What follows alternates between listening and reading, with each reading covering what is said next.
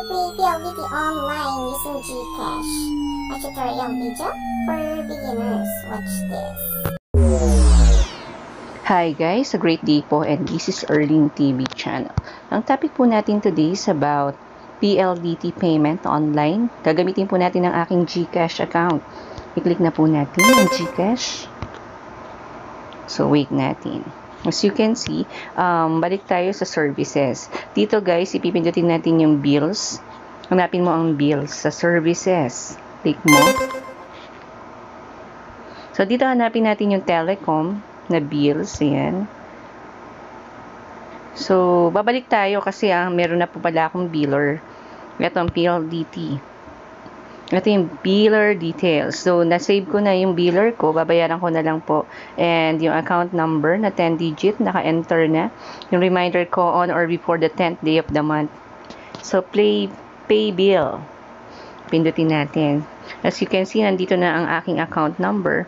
And, ilalagay natin yung amount na babayaran natin. For example, 1299. Yung aking subscription amount. And then, nakalagay dito, posting period within 24 hours. You will be charged a service fee of 7 pesos. So, guys, yung email, optional naman. So, hindi na ako maglalagay ng email. So, ang gagawin natin, ibaba natin. And then, i-click na natin ang next.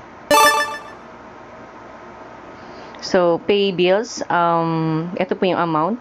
Naging 1306. Ang GCash ko ay walang laman, pero may G-credit po tayo na 10,000. Babayaran po natin ito using our G-credit. So, yan. Pindutin natin yan. Make sure na naka-blue yung check. Reminder, interest and other fees or charges may apply if payment method used is G-credit. May interest charge na magsisimula po bukas. So, okay na. Once okay na, i-click mo na ang next. Ito na yung confirmation receipt from PLDT. You're about to pay 1,306 using G-credit. So guys, i-confirm na natin para tayo makaproceed sa ating payment. Click confirm. Wait natin.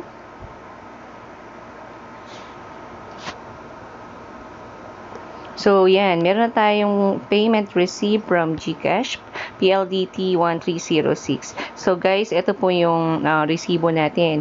I-download na lang po natin para masave po sa ating gallery.